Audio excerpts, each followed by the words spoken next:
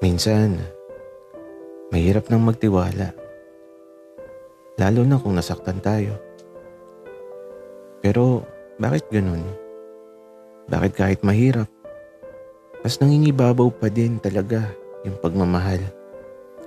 Lalo na kung mahal mo pa talaga ang isang tao na kahit nasaktan ka, pipiliin mo pa din ang mahalin siya at magpatawad dahil ito yung kagustuhan ng puso mo.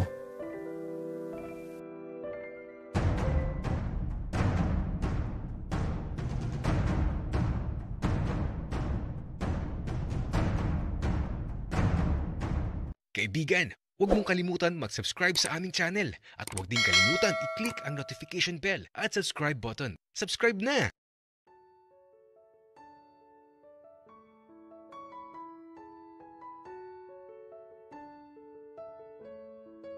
Sa pagising ko, masakit ang ulo ko. Grabe. Anong mga nangyari kagabi? Wala akong maalala. At saka bakit may mga rosas dito sa tabi ko?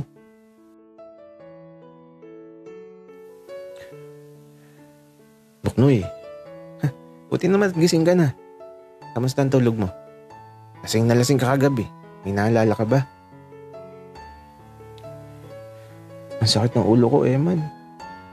Pero ano ba nangyari kagabi? At saka bakit may mga pulang rosas dito sa tabi ko? Yan ba? Kinuha mo yun sa labas.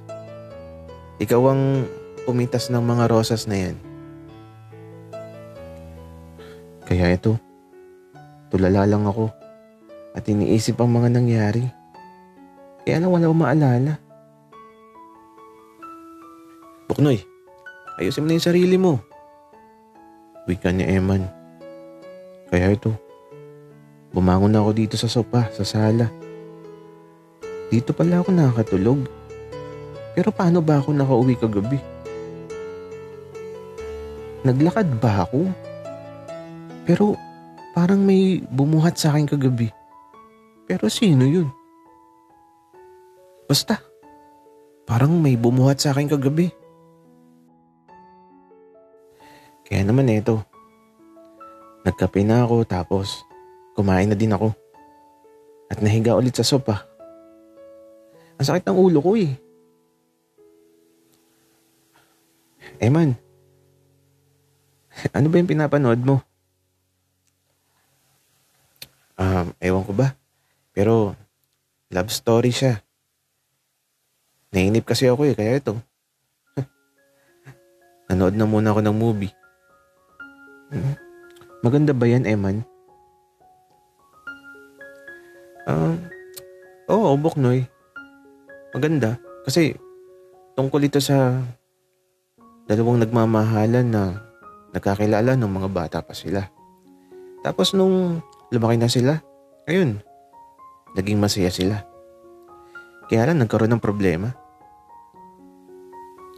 Nagloko yung isa, pero mukhang magkakabalikan nata sila. May naalala ko bigla.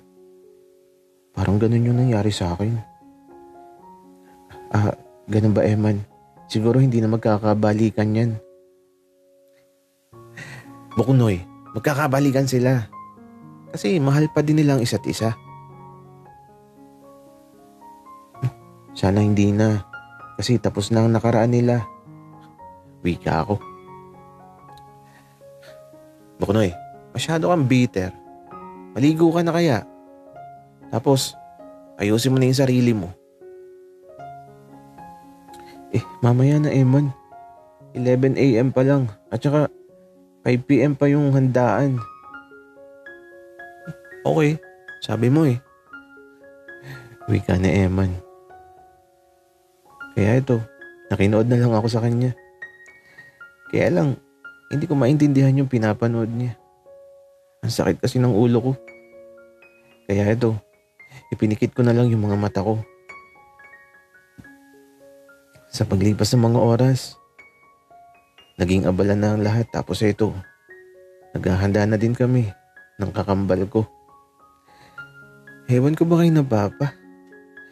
Kasi dapat daw maayos. Dapat daw magmukha kaming kagalang-galang. Ay nako, ayaw ko pa naman ng mga masyadong formal na damit.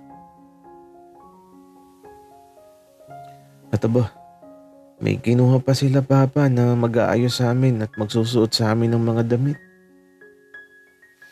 Grabe.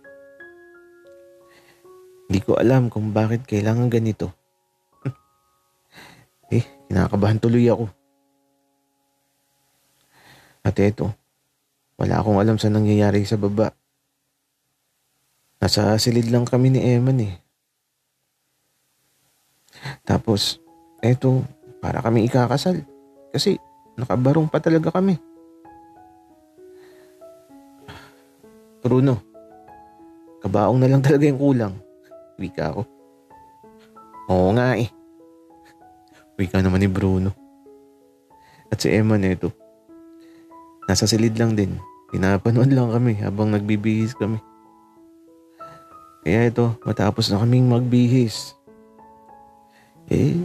kailangan na naming magpakita sa mga bisita nila Papa. Kinakabahan ako. Ayoko pa naman na pinagtitinginan ako. Tapos di talaga ako sanay sa madaming tao. Kaya ito, habang pababa sa hagdanan, mula sa malawak na sala, grabe ang daming tao. At habang pababa kami sa hagdanan, ewan ko ba kung ngingiti ako kasi naman kinakabahan ako at nahihiya ako. Kasi naman bakit ganito? At aba, may host pa na habang naglalakad kami pababa sa hagdanan, ipinapakilala kami ng host. Nakakahiya talaga. Tapos may palakpakan pa. Diyos ko talaga. Ay nako. Kaya pagkababa namin, pinakilala na kami nila Papa sa mga bisita. Mga negosyante halos lahat ang bisita nila, Papa. Kaya ito, nakikisama lang talaga kami ni Bruno. Napapagod na akong ngumiti pero kailangan. Tapos nagugutom na ako. Hindi pa kasi kami makakain ni Bruno dahil sa dami ng kinakausap namin. At sa wakas, matapos ang pakikipag-usap namin sa madaming tao, eto, kakain na kami. Nakakagutom talaga. At aba, may nakita ako. Yung bata na binigyan ko ng 500. Nakita ko siya sa labas. Tapos may mga kasama din siyang mga bata. At aba, mga halatang bagong ligo. At yung mga suot, mga nakapolo na puti. Kaya nilapitan ko kagad sila. At yung bata, aba, na makita ko, may kinuha siya at ibinigay kaagad sa akin. Kuya, happy birthday. May regalo ako sa'yo. Aba, nag-abala ka pa. Salamat. Kain lang kayo ng madami ha. Tapos, bago kayo umuwi, magpaalam kayo sa akin.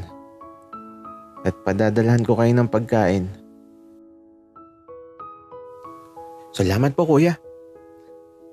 Wika ng bata ito. Binuksan ko na yung regalo niya. Taba, isang kwintas na sobrang simple lang na isinuot ko kaagad. Kuya, swerte yan. Sabi ng binilihan ko.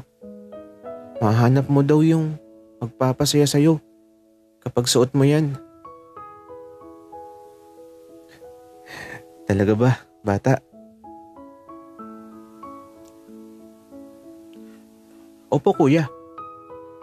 Kuya, may tao po sa likod mo. Wika ng bata, kaya ito, paglingon ko sa likod ko.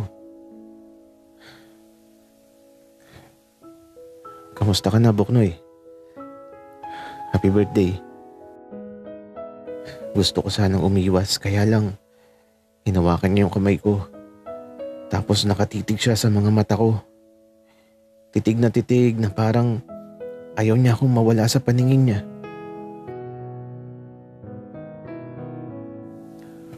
Iboy, teka, bitiwan mo ko.